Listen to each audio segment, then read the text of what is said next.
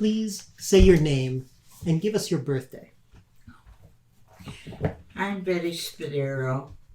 I was born during September 1918, when the big flu epidemic was on the go.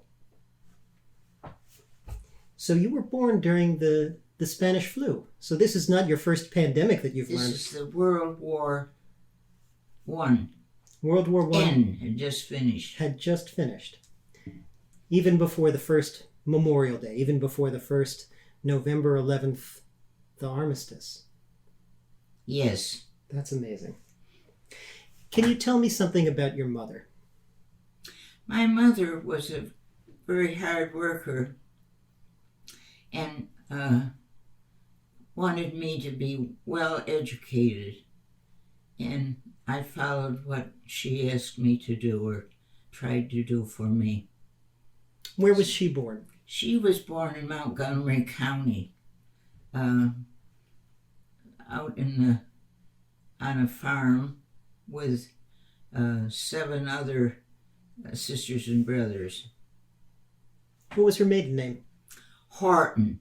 Mm-hmm. Now, Hortons were quite popular and still are in a place called Charleston Four Corners, which is, when you go past it, anybody says this is Charleston Four Corners, they've passed it before they've said it. What about your father? What was his name? His name was Virgil Allen. Mm-hmm. Where was he born? He was also born in Montgomery County, mm-hmm. in that area. How did they meet? Probably at a dance. Mm-hmm. Mm-hmm. And where were you born? I was born in St. Mary's Hospital when the ambulances were coming in full force and people were dying right and left. Mm. And my mother had a friend who lived in Amsterdam and said, "Why don't you come after you're released," which was probably 6 or 7 days after I was born. They kept people in the hospital longer in those days. And because your mother and your father and uncle are all with the flu, and it would prevent the child and you from getting this flu. Mm-hmm. So that's where we went. Yes. In Amsterdam. It made it wonderful for my mother. Did you have siblings? Did you have brothers or sisters? None. No. So you were an only child. Right. That's interesting. So you went to live in Amsterdam. What do you remember about Amsterdam when you were a child? Amsterdam had many foreign people there because they were working on the beautiful carpets. As anybody stood beside the river, they might see beautiful purples rolling down and near the shore, or reds or yellows and so forth, as naturally it was coming from the mills. And many of these people who were working there were Polish. No Puerto Ricans in those days, like it is now. And of course, I started at grade 7 in the junior high school, and then I left it at grade 9 at the middle of the school, middle of the term, to live in Schenectady with my mother's cousin for my high school education. What was the name of your high school?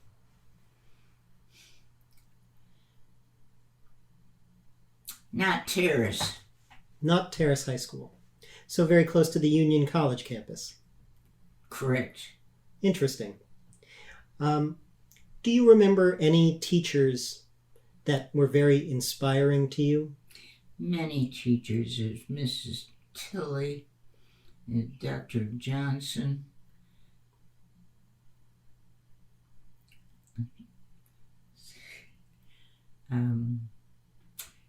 My algebra teacher, I liked her, but I wasn't very good with algebra. Uh-huh.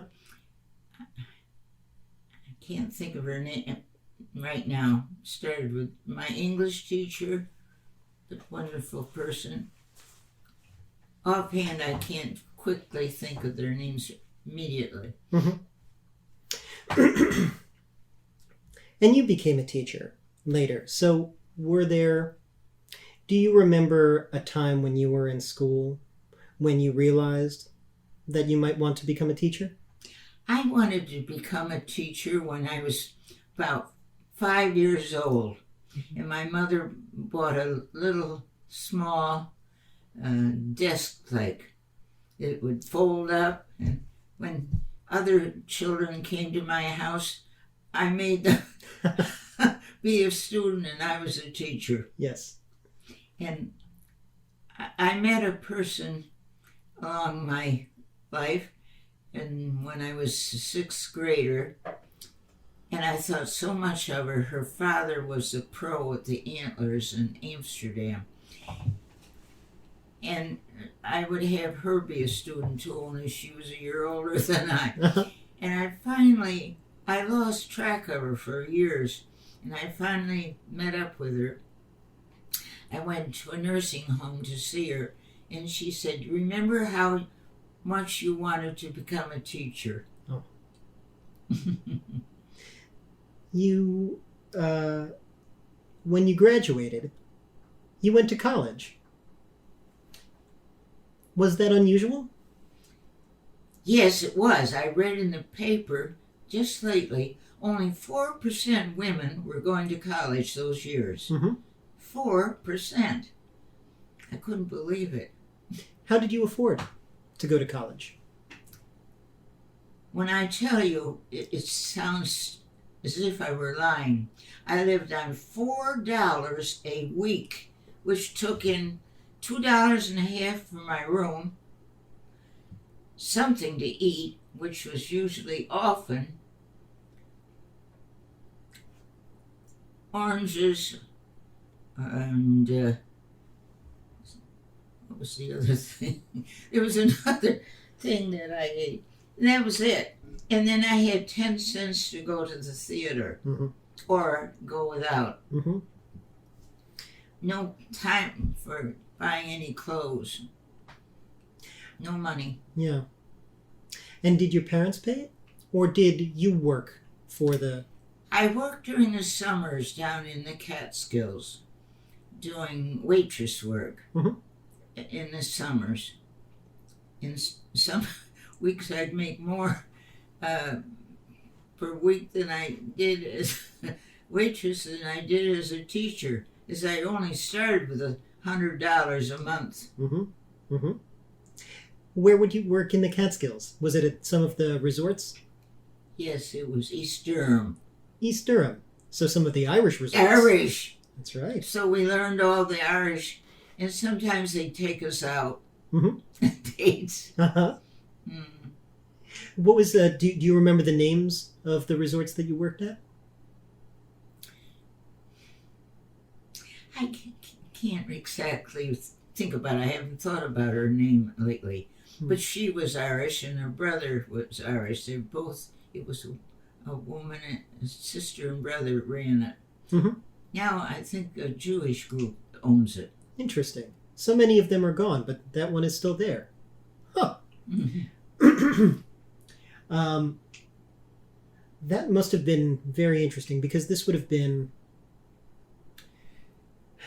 In the 30s. In the 30s. Right.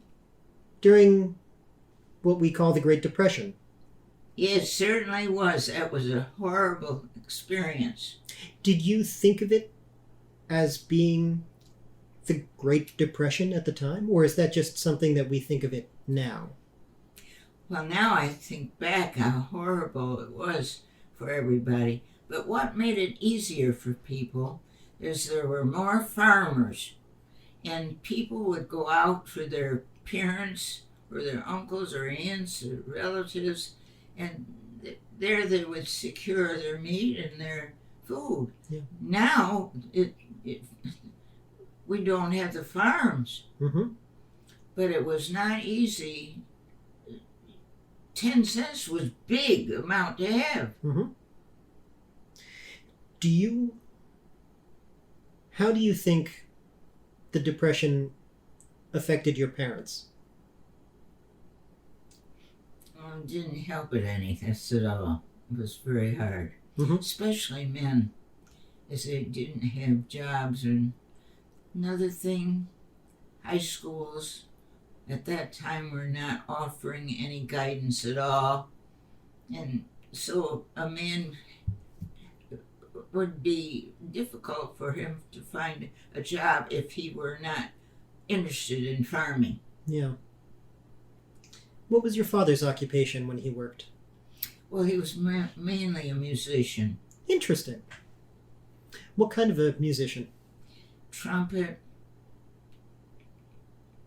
He couldn't play the piano, but he played beautifully on the violin. Interesting. Was he in bands? Or orchestras? At nights, yes, playing at dance halls. Would he travel as a musician? No. No, he just played. He just stayed local.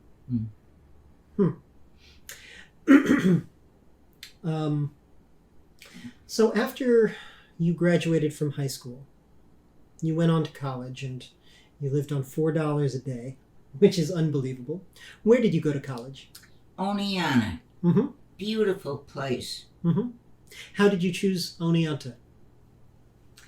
I think my guidance, Mr. Gray, there's a person that I always remember, suggested Oneonta.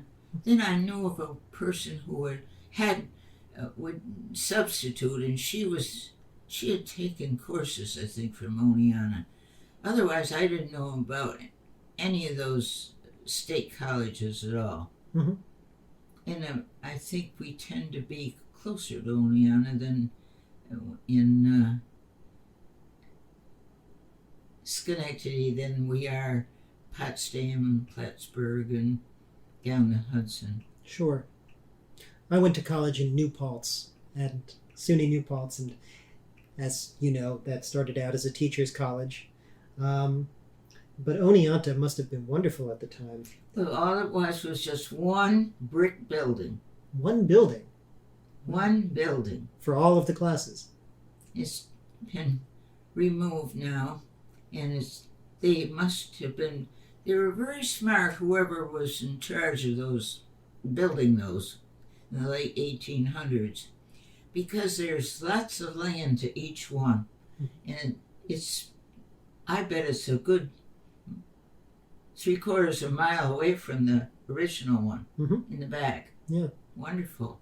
Overlooking the city. It's just beautiful.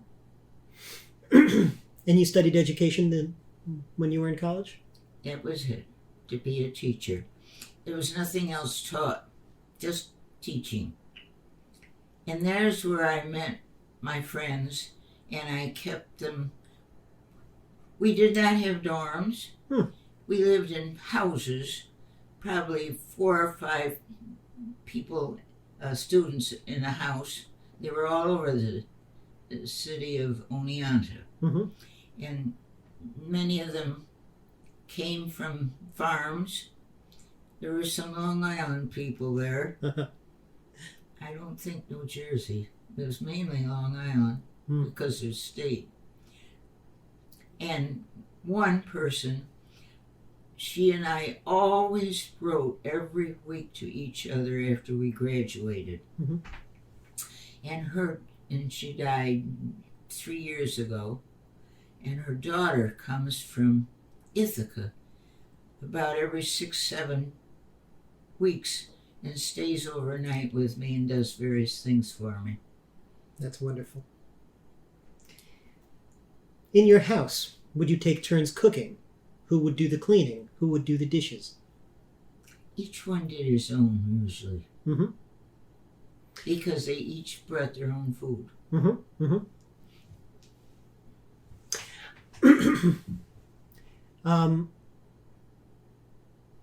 After you graduated with your bachelor's degree, was that the end of your education? No. No. I wanted to have my master's, which I accomplished, and then I have many, many points beyond that. I kept on going. Oh, I went down to Albany State and received my degree there, my master's. What year did you graduate with your master's? 1961. 1961. So this was already after you'd been teaching for quite some time. Oh, that's wonderful. So what year did you graduate from Oneonta? 39 from Oneonta. 39. And did you know what you would do after graduation? Oh, that was a horrible experience. When we stood in line, about 120 of us, I would guess, probably 6 had a job. Mm-hmm. Teachers, there's a scarcity, then there are too many, then there's a scarcity, and that's the way it goes. This is interesting. My mother married a second time, and her husband was up in Altamont in a grocery store, and he met up with a trustee of the Bosenkill School he knew, and right away he said to him, "You don't happen to need a teacher, do you?" He said, "Yes, I do." And my stepfather said, "Well, I have a stepdaughter who is working down in East Durham right now, but she needs a job." He said, "She's hired." It should always be that easy, shouldn't it? That's amazing. So your mother remarried and moved to Altamont. Do you remember the first time that you came to Altamont? I have to think. Mm-hmm. I just don't remember that day. Was it before or after you got the job? I was in Altamont before I got the job, yes. I had been down there. To visit? In Altamont, yes. Mm-hmm. So you finished up your work waitressing in East Durham, and you came up to Altamont to begin teaching. Well, naturally, the resort closed, and I think I left before it closed because they would continue on until October. We would all of us were college people, and at the end of August, we just went back home. And they gave us a little extra money, so we'd come back the next year to bribe us a little. Do you remember the first time that you saw your new school and what you thought of it? The first time that I saw the school? Yes. Well, that August, after I had been doing my waitress work, my stepfather and mother took me up there to see the school. And my mother said, "You know this school?" She sent me a letter to tell me that I had the position. She said, "It's a dream. It's just so wonderful. Such a nice little school." And I did have the letter, but don't know where it is right now, but I kept it. When we went into it, there was a little radio and red curtains and movable like you were brought up with. And that was in the 30s, 1939. In other words, the trustee had purchased these nice, some even maybe 20 years later still had them bolted right to the floor. Uh-huh. But these you could move all over the place. Oh. It was wonderful. Mm-hmm. Mm-hmm. How many... Can you close your eyes and describe the room? It was just a plain... I can't tell you the dimensions, but it was not quite double of this area, which, what would that be? I'm thinking of a 3-stall garage. Would it be 40 feet, maybe? Okay. Something like that. Across. That's all there was to it. It was just that. One room. And the bathrooms were, we'll call them bathrooms. That was a long, there were 3 sections to that outside. One was pertaining to where the coal was, another wood, another we'll call it the bathroom. How was it heated? There was a big stove there and you had to keep it going. Not easy, but I did it. I never asked the children to do anything with it. And we had to have the custodian had to bring the water down. I never had the children get water. They had to bring it.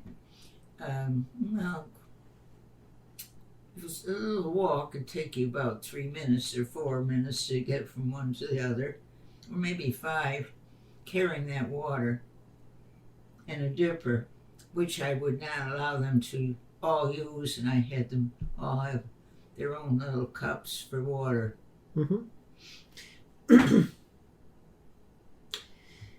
Now, the first day of class that you were teaching, how many students did you have? The very first day, and probably for the first 2 months, I only had 3 children from the same family.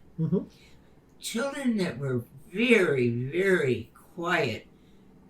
They acted as if they'd never seen other people. Extremely. It was very hard to get them to talk. What was the family? The name? Yes. You've heard of it. It was Van Buren. Van Buren. Up the hill. Were you nervous the first day? You know, you're always nervous the first day. When Labor Day comes along, there's something about it. I never was relaxed. And many teachers say the same thing. Later, the Pullium family became some of your students. And that must have increased the size of your tutelage greatly. Altogether different, thoroughly different. How many Pulliums did you teach? 4. And they still keep track of me. I have to get a hold of Vol. I don't have he's changed his cell phone number, I think. He always meets me at the fair and takes me around in the cart. And he didn't this year because he wasn't well. I've got to write to him or call him. I've seen Joyce recently. I've seen Faith recently. And the first time that you and I met, unfortunately, was at Todd's memorial service down in Altamont. Todd was one of my favorite patrons. He was a wonderful presence in the library. Which other Pulliam children did you have? Those are the 4. Oh. And Brown, he was the oldest. Yes. He was I think, an engineer. Mm-hmm. He was very bright. They're all very bright. Mm-hmm. And they've married one an English person, another Australian. It's interesting. You may know that because Todd was so involved with museums for so much of his working life, that when he passed away, the family gave the library a little bit of money, and we've used that to begin a museum pass lending program so that people can come in and take out passes so that they can go to all kinds of different museums. And I thought that that was a very nice way to honor Todd, Yes. because he and his wife Linda spent so much of their careers working in museums. Now, what was the youngest student that you taught in the one-room schoolhouse? Probably, and I know it was Gladys Short. Mm-hmm. She was such a sweet little girl. So cute and so particular and neat. And nice smile. Just a lovely child. And how old was Gladys when she began school with you? She was probably 5.5 or 6, somewhere in there. Mm-hmm. And who was the oldest student that you had? He was 15 when he came. He was a brat, and they lived on the Bosankill Road. That family moved in after I had been there 2 months or so. And George Brat said to me, I'm going to be 16, and I've forgotten how many months it was, but it wasn't very long. Then I won't be coming. So he was 15. Mm-hmm. And how do you organize your day when you know that you're going to have to be teaching a 5-year-old and a 15-year-old? Well, you just have to sit down and figure out, study the syllabus a little, what you're supposed to be teaching, and then go over the textbooks and with what I had to work with. They tried to give me a good reading basis. I did the best I could, and I tried to make it interesting. We bake. We didn't bake because we didn't have a stove, but we did have what do they call? You just heat up things. Mm-hmm. Once in a while we do that. Mm-hmm. Cocoa or something like that. Uh-huh. And then I took them, 3 of them, to see Gone with the Wind Where was that playing? in Albany. You took them on the train? No, I can't recall how. It had to go by car, but I can't recall who took us. Mm-hmm. I make the... It might have been Frank Spadaro that dropped us off. Mm-hmm. I can't recall how we got there. I know it wasn't a train.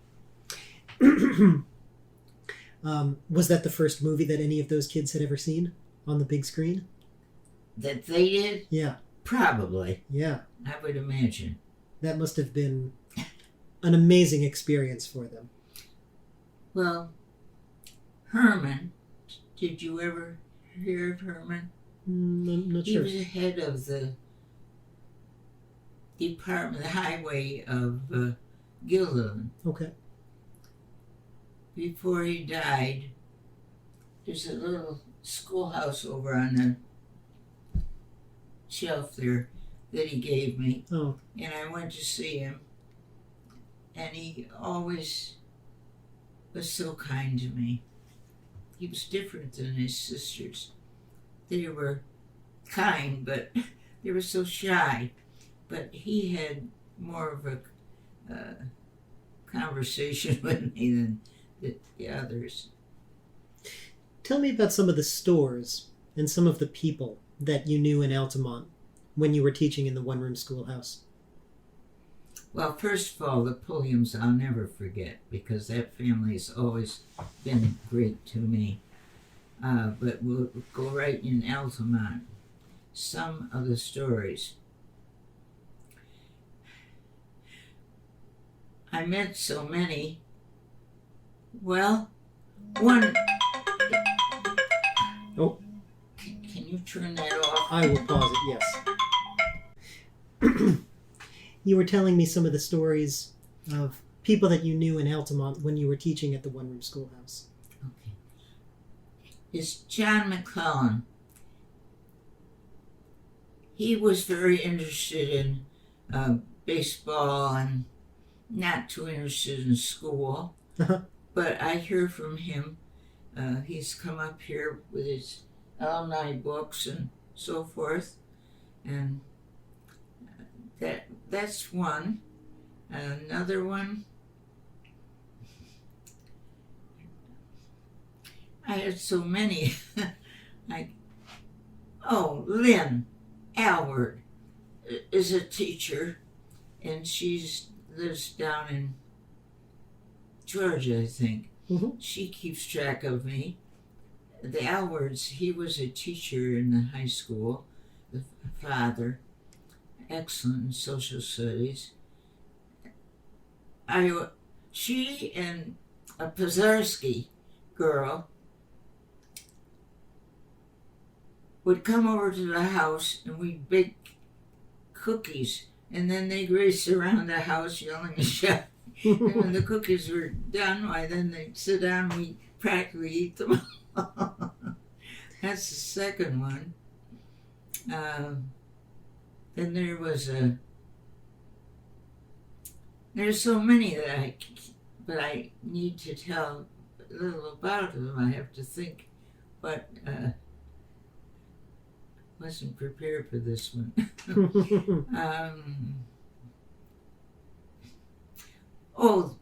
I know you've heard of Roger Kenos. Sure. I had him. He was very interested in museums and history and so forth, and did a great deal. He was very quiet.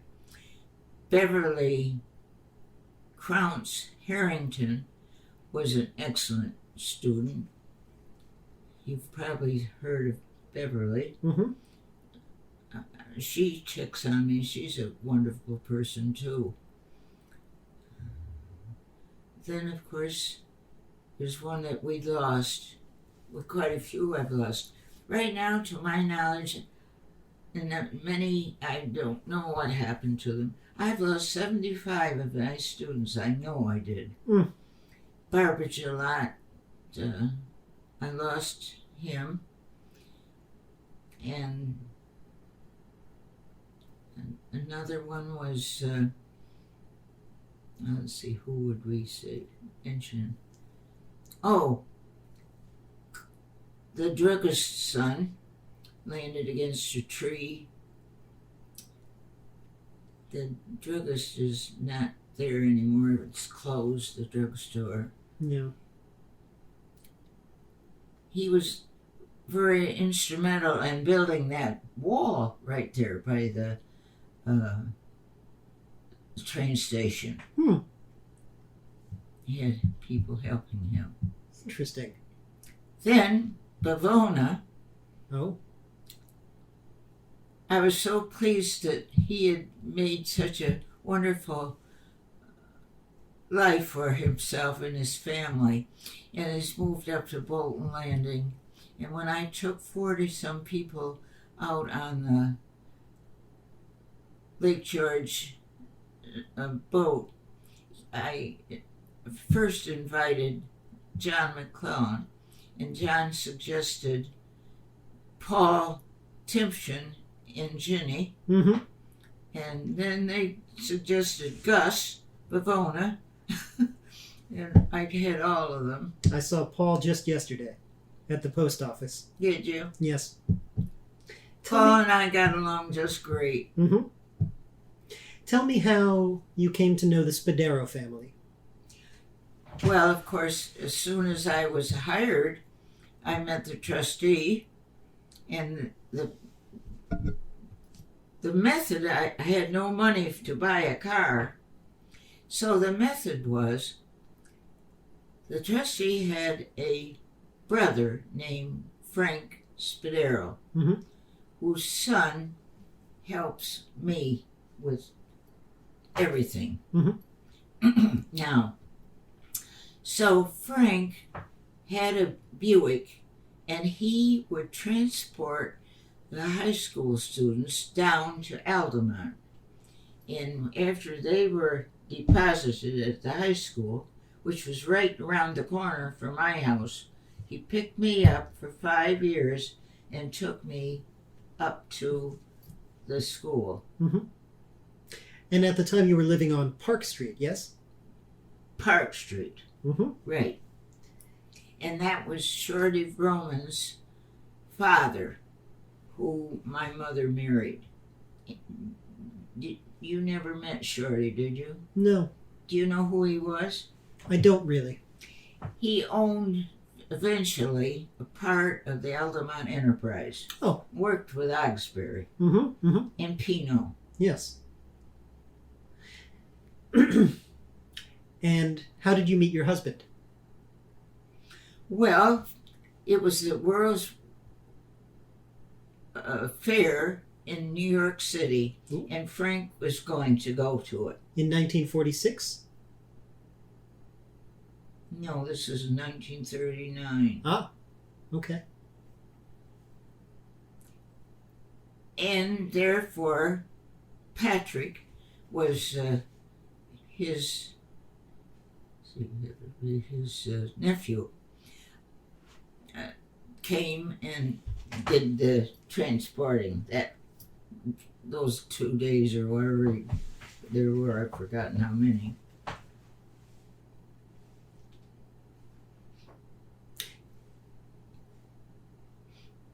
Tell me about the 1939 World's Fair. Having grown up on Long Island, we still see the Perisphere and the big globe, and some of those things are from the 1964 World's Fair.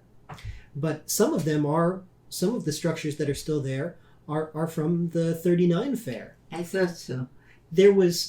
I remember my mother telling me there's a tall structure that doesn't seem to have any point or purpose. But I was told by my mother that that's where Franklin Delano Roosevelt's helicopter landed when he came. I don't think that that's true. I think she might have been making that up. But tell me about the World's Fair. Was that the first time that you went to New York City? No, I went to New York City that's probably the second time I went. But getting back to the first time, Oneana offered in our music class always, every year, a trip to the Metropolitan Opera in New York City. It cost a lot of money for me, or everybody, and I really saved my wages from the summer so I could go on that trip to New York, because I'd never been there. So tell me about that trip to the 39 World's Fair with Patrick. I never went with Patrick to Oh, that. I'm sorry. No. Patrick is the one that brought us back and forth while Frank was at the fair. I see. Substituted. Oh, I understand now. So, what was that first meeting with Patrick like? I just sat in the car, and he got me up there, and I left, and he came after me and left me out. Probably it was a terrible year, 1940. The snow blocked the road, so in those days they did not have those snow plows as working as well as they do now. And the road was closed for a month. Mm. So I had to walk in from the main road in. And so one day he stopped in to see the school, we'll say. And he said, you know, the snowbanks are way up at the telephone poles. And like a girl, I'd say, "Oh, really? Would you like to see them?" Well, so he took me up, and there really is snow. It was so high by those poles. You've heard of the Knox School. It's about the first school that closes. Uh-huh. And it was high. Yeah. So that was my first date. That's quite a date. Where would you go on other dates? Would you go out to dinner? Would you go dancing? People didn't go out to dinner too often in my days. No. They didn't have the money. And so it was easier. I was a square dancer. Every Saturday night, I went with somebody to square dance, especially on Brandel Road, which is now there's a church there, I think. No, it isn't called Brandel. It's called,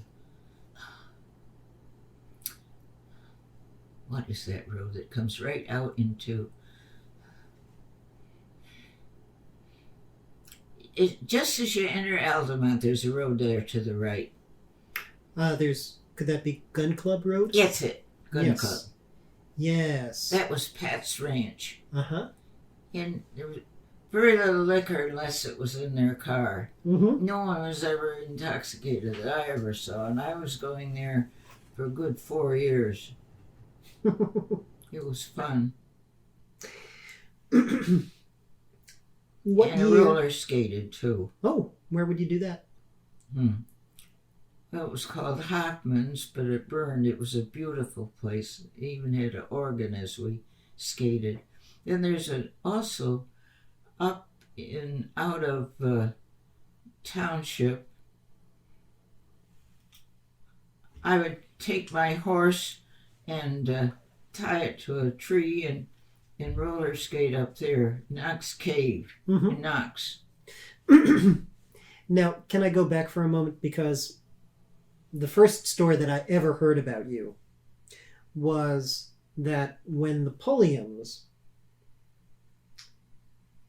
hadn't been coming to school, and so you rode to their house on your horse to tell them that they needed to come to school, or they could come to school, or to introduce yourself. Is that right? I don't recall that. But you had a horse. But I stopped when people would come out. Often as I rode, they'd come out from their houses. Uh-huh. Right. What was your horse's name? Tony. Tony? How did you come to have a horse? This is so unusual to me. Of the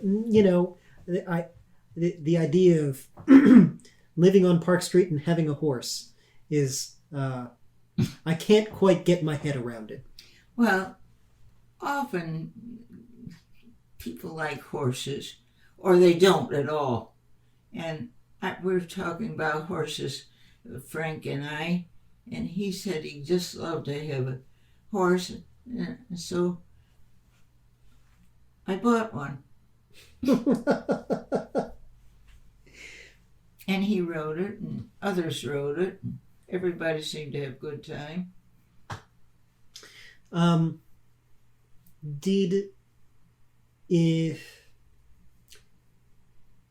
When you began teaching at Altamont Elementary, was it a hard decision to leave the Bosenkill school? No, because I wanted more money. It was impossible for them to secure any extra money to increase my salary. So I called the superintendent. There were only 3 in that whole locality of Albany. And Briggs, Mr. Henry Briggs. And he referred me to the other superintendent who knew that there was a position out of Delmar. And so he took me there, and I was hired, and I stayed there that 1944 to summer of 1945, 1 year. Those people were so polite to me. They worked on the railroad there, Mm-hmm. and they couldn't do enough for me. I enjoyed that year so much that it was a 2-room school, and the other teacher on the grades 4 through 6, I think she only had 2 grades, but there were more than, and I had 4 grades, 1 through 4. Was not interested in playing softball at all. Mm-hmm. She was older, and so her class came to me, the boys. Would I play softball with them or act as umpire or something? And I said, well, I'll do it, but if I make a mistake, I'll admit it, but we've got to do what I say. Mm-hmm. I don't want any arguments. It's so typical arguments. Mm-hmm. And they said, we won't, if you will only play with us, because there's nobody to organize it, So they were so happy that I did it. I started in pitching, and then they were getting older, and I let them pitch, and I'd say whether it was out or not. Mm-hmm. Mm-hmm. And we played softball when the weather was sensible. Mm-hmm. And then you began, after that year, you moved to Altamont Elementary, or it was Altamont High School at the time. During my last year, the principal of the Altamont High School called me on the phone and asked me if I'd like to have a job there. It's the middle of the year, somewhere along there. Because I was there, I thought it was not right to just leave. And I said no. I sort of regretted it later, but anyway, I had that wonderful position over Delmar, so it came to be a happy year. But then while I was in Delmar area, I applied for a position. Well, what happened is the person who had been there before me and had naturally completed her year, I went in teaching 2 grades this time, 5th and 6th. The 5th graders were, I'll never forget them. I can almost remember just about everybody in that class. And the 6th graders were mainly boys that could care less about learning. They were really, I had to be a policeman that year. Mm-hmm. It was not easy at all. I had 39 children. That's a lot.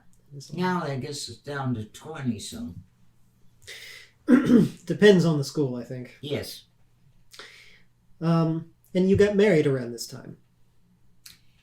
Well, it was 1945, and everybody, not everybody, but many of the men, the war was over, and many were coming home in October, and I'd written back and forth, and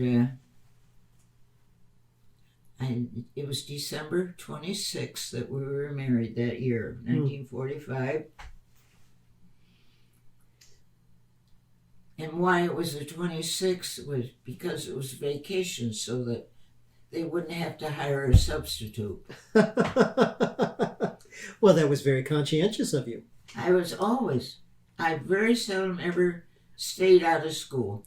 That's what I would do too. I think my kids had a cold a couple of weeks ago, and because of the care that they're taking because of COVID, they needed a COVID test before they could come back, and so they missed an entire week of school, which is more school than I missed in my entire middle school career, in my entire high school career, and maybe more than both of those combined. My mother was a nurse when I was growing up, and she had a very high threshold for what You needed to have a leg falling off if you were going to stay home from school. It's the way I was. My son was the same way. Where was Patrick stationed during the war? He started out he was stationed here, various places, but he shipped over in England for quite a while. Mm-hmm. Then it was E-Day, and then he was building airport fields. Mm-hmm. And he was in France and especially Germany, ended up in Germany. Mm-hmm. Mm-hmm. His brother was over in the Pacific.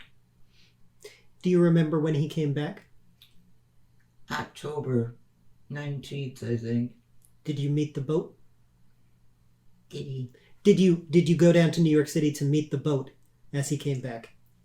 Did you greet him coming off the train? He came by, however, I think he came, I never asked how he got from the boat to Albany. From Albany, he came by bus. Mm-hmm. We had a bus that would come into Altamont for years. Is Mm-hmm. it still? No. No. The past 2 years it hasn't. No. Do you remember seeing him get off the bus? Yes, right, I do, because I was there. Mm-hmm. Do you remember thinking in the morning, what am I going to wear today? Or what did you wear? Do you remember? No, I really don't. Because I still didn't have too many clothes. Sure. So you were married December 26, 1945. And would it have been the next year that you started at Altamont Elementary? No, I'd started before that. Oh. That very same year in September I started. I see. Okay. Taking a step back for a second, what makes a good teacher? Well, you have to like it first. If you don't like people, there's no use of. And I experienced seeing some people acting as teachers that could care less. As soon as the bell rang and the children were leaving, they practically followed them out the door, unprepared when they came the next day, or disgusted with some child having no patience with them.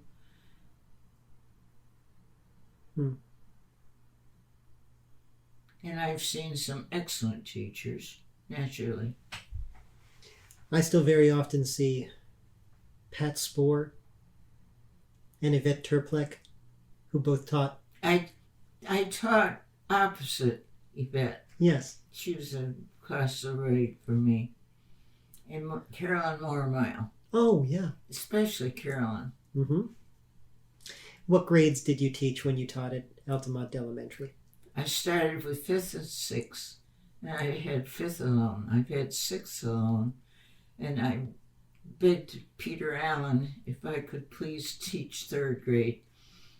And he finally let me go down to 3rd grade. And I was there probably 15 years of 3rd grade. I've had 39 years altogether. What was it about 3rd grade that you really wanted to teach that grade?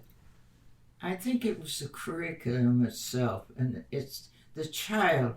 When the child comes in September, he's such a baby, and by January, you could discuss politics. They would have such common sense, most of them. Such a difference between September and January. Yeah. That's very interesting. I remember that about my own kids, how much they grew during 3rd grade and 4th grade. I always like to take them on trips. I don't think I skipped a year.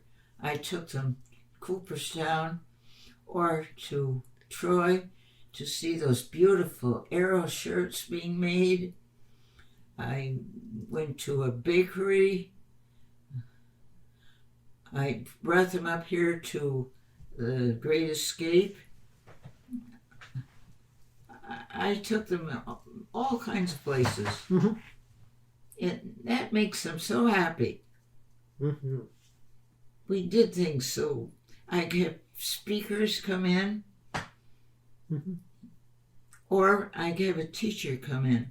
I even had my son come in, and he taught them some work with, as he was an industrial arts teacher, and they worked with glue of some sort. I can't remember what it was called.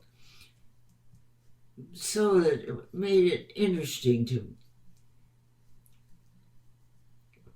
for instance, the Armstrong boy. I met his mother probably before she died. She told me that I think it was, I can't remember his first name right now. Anyway, he had written his mother that he wanted Mrs. Spadaro's cookie, or cake, I think, cake recipe. Mm-hmm. What other students do you remember from that time? Where? What other students do you remember from that time? When I first began? Mm-hmm. Well, I mentioned quite a few of those. You did. Well, there was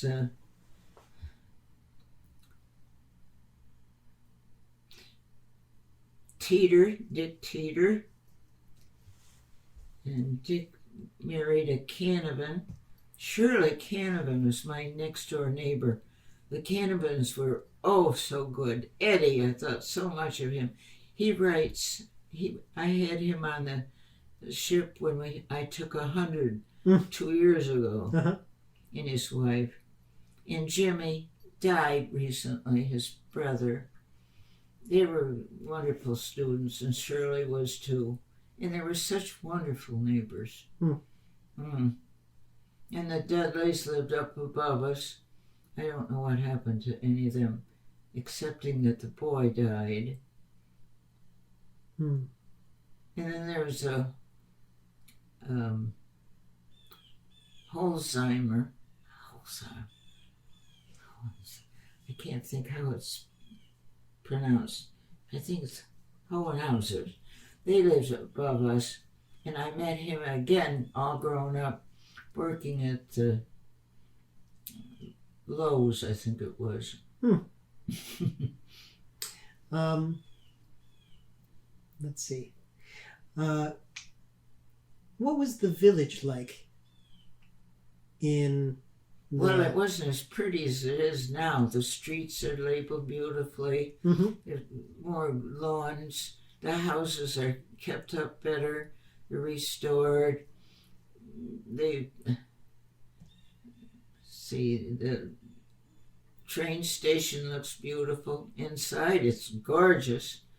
When Dick died, my son, we donated some money there. Yes, you did. Let's see. The VFW was not in existence when I first came, and we lost Boyd Hilton. And every VFW is named after a person who's died in action. Yeah. And let's see, so my husband was on one of the first to become a member. And then he became a member, and I became the auxiliary member when that was organized. I helped organize it. And then the American Legion, my husband became a commander of the American Legion. I also was president there. I was very active in Eastern Star. That's closed. That's to my disappointment. We had to leave it, to say it. And I was very active in a lot of organizations there. My principal even asked me what I thought about having a apple festival. Would I run it? So I was busy with the whole village of Altamont. I had everybody doing something. Churches having dinners, dances. We went up to the Catholic building, which is on the hill. Had a dance there. And I had people having prizes for golf tournaments and tennis tournaments. I had every organization doing something in a parade. What did the library do? Now there I slipped. Ah. Do you remember that? What do you remember about the library during, let's say, the 50s or the 60s? All I remember is I always went there, but I could not read too many books because I had so many activities and that once I retired, now I'm making up for it. And I organized a book club up here. Oh, do you? I have 18 of them in here. We'll talk about that. We'll talk about that later. When was Dick born? Dick was born in 1948. And did he go to Altamont Elementary when he was in school? He was there all those years, from kindergarten right straight through to 6th. Was it unusual having your own kid? I never had him. You never had him? It wouldn't have worked. No. But would you see him around in the hallway? How would you act when you saw him in the hallway? What happened is that Mrs. Cudney was the kindergarten teacher, and she was bringing her, taking her kindergarten children, I think it was the very first day, around the building. And when he came to my room with his cowboy hat and his gun in his holster and his boots and all dressed up, and he saw me, he said, "Mommy, Mommy!" And she grabbed him, and away they went.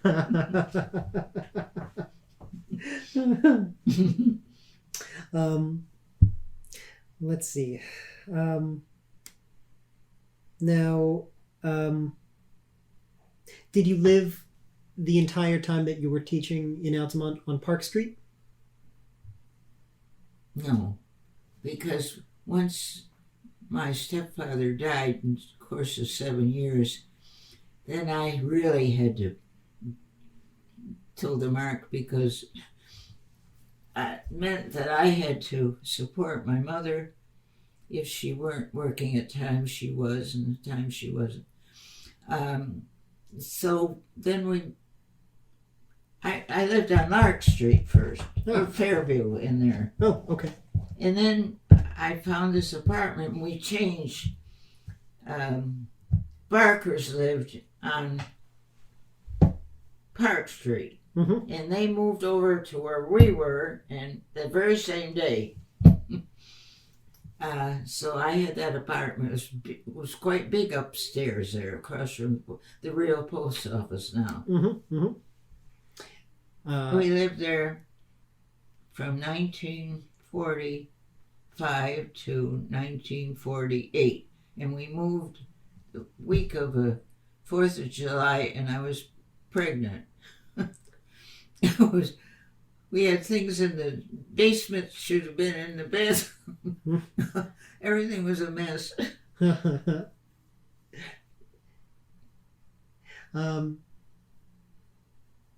Where did you go when you gave birth? Did you go to Albany Med?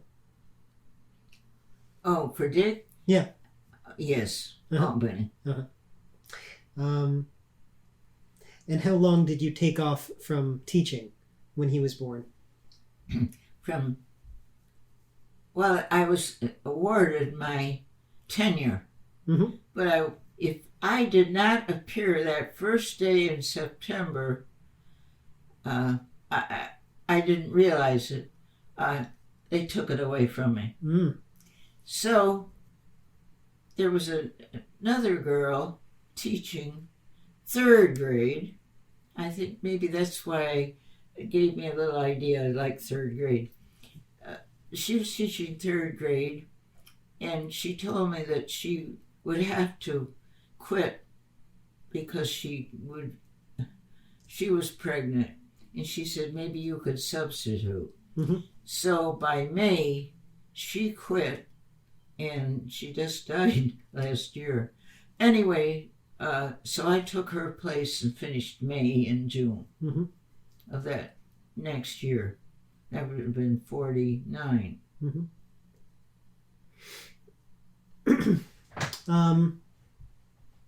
You taught until 1979. 1939 to 1979. Was it a hard decision to retire? No, because we're starting to build this. Ah. And this was built by Dick's friend that he had met in the service. And I don't know if you met him or not, but it was designed by two of the teachers in Guilderland. Mm-hmm. And that's how this was built. And once you had a house on the lake, you thought that you would be finished teaching? The day after we retired, we just packed up, and all this had to be varnished. Mm-hmm. And I varnished it. My husband did all the sanding and so forth. And then I varnished. Well, it's lovely. It must have been a wonderful way to spend these past 40 years. What do you do now to stay busy? Well, if I didn't fall, I'd be all right. I fell. I was sitting on the bed, and all of a sudden, Susan Spadaro was taking my skirts off we were going to shorten some, and all of a sudden I bounced rolled off the bed, and I hurt the side of my thigh. Mm-hmm. It isn't. That's my problem. Yeah. Tell me about your book club. Well, I started with about 10, and one came because of her friend, and others friends. People often will not do anything unless they have a friend with them. Mm-hmm. Will not work alone. Yeah. They're afraid or something. And one would die, and another move, or another too ill or something. But gradually, within the last, I'd say 2 years, I have so many men. I have 8 men and 8 women. Uh-huh. And they suggest such good books. That's something. What have you been reading recently? Recently, well, one was about a woman who was a head of a zoo in California. Mm-hmm. And she ordered from Africa 2 giraffes. They didn't have any giraffes in zoos in USA. Well, there was a terrible hurricane, and the poor female zebra broke her leg and landed in New York City with a broken leg.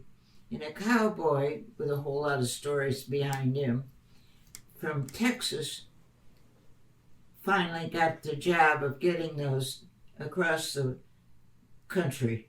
Mm-hmm. It's a cute little book. It's about a giraffe. What's your favorite book? Do you have one? Not everybody does. I thought of that too. What some people say is the Bible. Sure. There's one that was very good, but I can't think exactly how it is. It was about a woman who was left alone as a young child, as the mother walked right out in the woods and left him, and the husband would come drunk And it was very popular with women about, I'd say, 10 years ago. It's, you don't recall I'm trying to talk about. I'm not sure. I don't quite remember. It was so popular. It was well written. Yeah. How that woman became a writer herself. She did. A black family helped her with clothes when she'd come out of the woods, we'll say. Oh. Where the Crawdads Sing? Yes. Where the Crawdads Sing. Yes, Yeah. that's it. Yep. And that only came out, I think, 4 years ago. Is it 4? Yeah, it's not too... Right. That was one that my book club loved tremendously. We've done... Let's see, what have we liked recently? We've done some very popular ones were All the Light You Cannot See, which is about World War II and a blind Jewish girl, and another character is a German soldier, and they meet and they interact, and you might like it quite a lot. I understand that you like history. Yes. All the Light We Cannot See. I'll send you a copy. Wonderful. But recently we've been reading short stories by Anton Chekhov, and those have been very good. Yeah. Okay. Yeah. I notice, I read what you write. Often those reports from those various areas, they don't mention a book. I always look to see what others are reading. Yeah. Well, I'm not totally sure how to wrap this up because I don't want to keep you too much longer. We've already been talking for an hour and 15 minutes. But you're 103. Do you feel 103? Well, when I fall, I do. Oh. I didn't until I was fine. I never talked about it ever. I'm not much on age talking. Even when I was 90, I was traveling around the state with the Grand Matron and all those Eastern Star people. And I didn't have an ache or pain or anything. But when Dick started to have the brain tumor, just everything started. Yeah. That was 1914. 2014. I mean 2014, yes. Yeah. I'm so used to saying 19. There it is, 20 already. I know. Everybody must want to talk to you about being 100 or being 101 yeah, I know or being... It must be so boring for you to talk about. Yes. Well, then I won't. I do want to say thank you so much for taking the time to sit down with me. I'll turn off the microphone now. So I'm going to... My next door neighbor has been very helpful to me. Yeah. So there's this boat down there. He asked that fellow if he would take us around the lake, because I can't. I had a boat, but I gave it away to one of the Spadaros. So anyway, he said his daughter was going to have an open house. So I was invited to his daughter's open house. So I had the gift ready and got in his Cadillac, and all of a sudden we're pulling in there, and then I put 2 and 2 together. Wasn't any open house. And we got around the corner, and there's a place there. You must have noticed there's a restaurant. Yes. With all the pumpkins and so forth. Anyway, there were all even the supervisor of Gillen, of Queensberry, were waving. And we went around the lake, and then we got right out there, and there was the man owns a double-sized party boat with a teepee on it, like, and there's a big roll, and it says, "Glen Lake loves you, Betty, 102." That must have been wonderful. Mm.